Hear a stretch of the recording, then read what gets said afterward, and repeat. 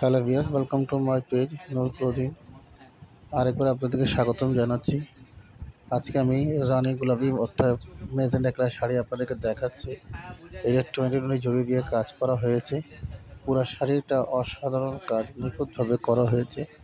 এটা রিসেপশন এবং বিয়ে এবং পার্টি যেভাবে এটাকে ব্যবহার করতে ইচ্ছে আপনারা ব্যবহার করতে পারবেন।